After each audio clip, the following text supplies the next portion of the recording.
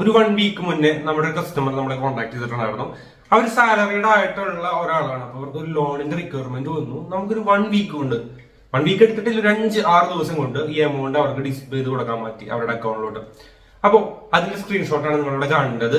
അപ്പോൾ ഇത്രയും എമൗണ്ട് നമുക്ക് ഒരു 5 ദിവസം കൊണ്ട് അവർക്ക് സെറ്റ് ചെയ്ത് കൊടുക്കാനായിട്ട് പറ്റി. അവരുടെ പ്രൊഫൈൽ ക്ലീൻ ആയിരുന്നു, അതുകൊണ്ടാണ് നമുക്ക് ഈ എമൗണ്ട് സെറ്റ് ചെയ്ത് കൊടുക്കാൻ പറ്റിയത്. അപ്പൊ നമ്മുടെ ഇന്നത്തെ വീഡിയോ എന്ന് പറയുന്നത്, നിങ്ങളൊരു പേഴ്സണൽ ലോൺ നോക്കുന്നുണ്ടെങ്കിൽ ഈ വീഡിയോ ഫുൾ ആയിട്ട് കണ്ടതിന് ശേഷം മാത്രം താഴെ കോൺടാക്ട് ചെയ്യാനായിട്ട് ശ്രദ്ധിക്കുക. എങ്ങനെയാണ് ഇതിന്റെ ക്രൈറ്റീരിയ, അങ്ങനെയുള്ള എല്ലാ ഡീറ്റെയിൽസും ഈ വീഡിയോയിൽ നിങ്ങളോട് ഷെയർ ചെയ്യുന്നുണ്ട്. അപ്പൊ നമുക്ക് കൂടുതൽ വൈകിപ്പിക്കാതെ വീഡിയോയിലോട്ട് പോവാം. എല്ലാവരും പേഴ്സണൽ ലോണുകൾ എടുക്കാനായിട്ട് പലവിധ ബാങ്കുകളിൽ NBFCകളിലൊക്കെ പോകാറുണ്ട്. അപ്പൊ നിങ്ങൾക്ക് അവിടെ പോയിട്ട് ട്രൈ ചെയ്യുന്ന സമയം, അല്ലെങ്കിൽ അവിടെ പോയി എൻക്വയറി ചെയ്ത് അതൊക്കെ ചെയ്യുന്നതിന്റെ സമയം ഉണ്ടെങ്കിൽ നിങ്ങൾക്ക് കുറച്ചുകൂടി എളുപ്പത്തിൽ ഓൺലൈൻ ത്രൂ ചെയ്യാനായിട്ട് പറ്റും. അതിന് നമ്മൾ ഹെൽപ്പ് ചെയ്ത് കൊടുക്കുന്നുണ്ട്. എങ്ങനെയാണെന്ന് വെച്ച് കഴിഞ്ഞാൽ അത് ഡീറ്റെയിൽസ് ഞാൻ പറഞ്ഞുതരാം. നമുക്ക് വേണ്ട ബേസിക് ക്രൈറ്റീരിയസ് ആണ്. വേറൊരു ബാങ്ക് പ്രൊവൈഡ് ചെയ്യുന്നതിനേക്കാൾ, അല്ലെങ്കിൽ വേറൊരു NBFC പ്രൊവൈഡ് ചെയ്യുന്നതിനേക്കാൾ ബേസിക് ക്രൈറ്റീരിയ നമുക്ക് ചെയ്യാൻ പറ്റും. സാലറി സ്ലിപ്പ് ഡോക്യുമെന്റ്സ് ഞാൻ പറഞ്ഞുതരാം. സാലറി ഉള്ള ആളായിരിക്കണം. നിങ്ങൾക്ക് സാലറി അക്കൗണ്ടിലോട്ട് ക്രെഡിറ്റ് ആവണം. മിനിമം സാലറി ഒരു 13,000 രൂപ നിങ്ങൾക്ക് സാലറി ഉള്ള ഒരാളായിരിക്കണം. അതാണ് ഇതിന്റെ ബേസിക് ക്രൈറ്റീരിയ. സാലറി ഉള്ള ആൾക്കാർക്ക് മാത്രമേ നമുക്ക് ചെയ്യാൻ പറ്റുള്ളൂ. അപ്പൊ നിങ്ങൾ മന്ത്ലി സാലറി വാങ്ങുന്ന ഒരാളായിരിക്കണം. നിങ്ങളുടെ ആ സാലറി സ്ലിപ്പ് നിങ്ങളുടെ കയ്യിൽ ഉണ്ടാവണം. അല്ലെങ്കിൽ നിങ്ങൾ വർക്ക് ചെയ്യുന്ന സ്ഥാപനത്തിൽ നിന്ന് 13,000 രൂപയുടെ മുകളിലുള്ള ഒരു സാലറി സ്ലിപ്പ് നിങ്ങൾക്ക് കിട്ടണം. അങ്ങനെയാണെങ്കിൽ മാത്രമാണ് നമുക്ക് ഈ പേഴ്സണൽ ലോൺ ചെയ്യാനായിട്ട് പറ്റുള്ളൂ.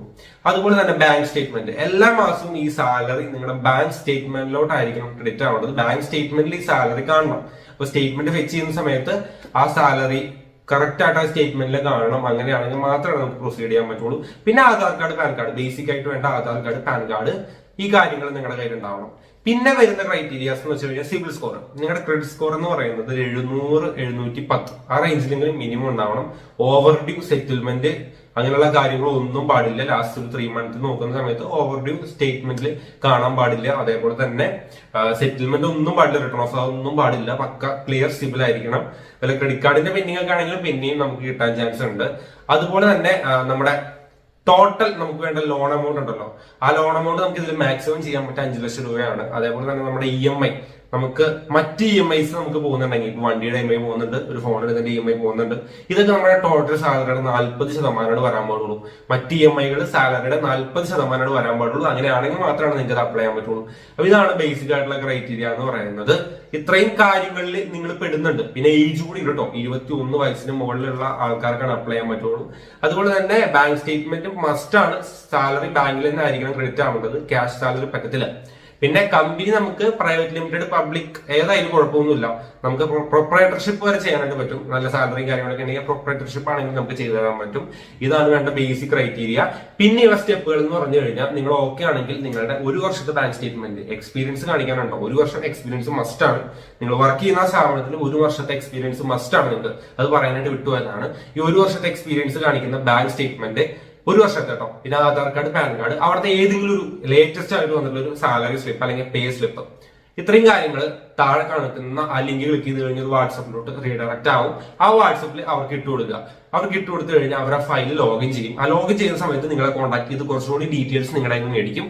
അതുകൂടി അവർക്ക് പറഞ്ഞു കൊടുക്കുക. പറഞ്ഞു കൊടുത്ത് ഈ ഫയൽ ലോഗിൻ ചെയ്ത് കഴിഞ്ഞാൽ ഫസ്റ്റ് ഒരു വാല്യുവേഷൻ ഉണ്ട്. ആ വാല്യുവേഷനിൽ നിങ്ങൾ പെർഫെക്റ്റ് ആണ്, നിങ്ങൾക്ക് ഈ ലോൺ തരാൻ പറ്റുന്നെങ്കിൽ അവർ നിങ്ങളെ വിളിച്ച് കുറച്ച് കാര്യങ്ങളുടെ എൻക്വയറി ചെയ്യും. അവർ നിങ്ങളെ വിളിക്കുന്ന സമയത്ത് കറക്റ്റ് ഡീറ്റെയിൽസ് പറഞ്ഞു കൊടുക്കുക. തെറ്റായിട്ട് ഒരിക്കലും പറയരുത്, കറക്റ്റ് ഡീറ്റെയിൽസ് മാത്രം കൊടുക്കുക.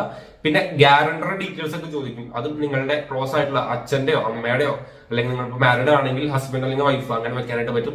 അത് കൊടുക്കുക. അതേപോലെ തന്നെ എല്ലാ കാര്യങ്ങളും അവർ കറക്റ്റ് ആയിട്ട് ചോദിക്കും. നിങ്ങൾക്ക് വേറെ എന്തൊക്കെ ചെലവ് വരുന്നുണ്ട്, അതൊക്കെ കറക്റ്റ് ആയിട്ട് കൊടുക്കുക. നിങ്ങൾ മറ്റ് EMIs ഒക്കെ എടുത്തു കഴിഞ്ഞാൽ അടക്കാറുണ്ടോ, അങ്ങനെയുള്ള കാര്യങ്ങളൊക്കെ ചോദിക്കുന്നുണ്ടാവും. അതൊക്കെ കറക്റ്റ് ആയിട്ട് തന്നെ അവർക്ക് റീപ്ലൈ കൊടുക്കുക. അതിനുശേഷം മാക്സിമം ഒരു വർക്കിംഗ് ഡേയ്സിനുള്ളിൽ നിങ്ങൾക്ക് ഒരു ഓഫർ വരും. അതൊക്കെ നമ്മൾ പറയും, കാര്യങ്ങളൊക്കെ നമ്മൾ അപ്ഡേറ്റ് ചെയ്ത് തരും.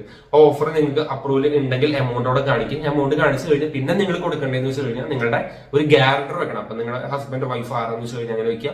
അത് വെച്ച് കഴിഞ്ഞാൽ അവരുടെ ID പ്രൂഫും കാര്യങ്ങളും ഇട്ട് കൊടുക്കണം. അത് ഇട്ട് കൊടുത്തു കഴിഞ്ഞാൽ നെക്സ്റ്റ് സ്റ്റെപ്പിൽ നിങ്ങളുടെ അടുത്ത് കരടച്ച റെസിപ്റ്റ്, വീടിന്റെ അല്ലെങ്കിൽ ഇലക്ട്രിസിറ്റി ബിൽ കൊടുക്കാൻ പറയും. അത് അഡ്രസ് പ്രൂഫ് കാണിക്കാൻ വേണ്ടിയിട്ടാണ്.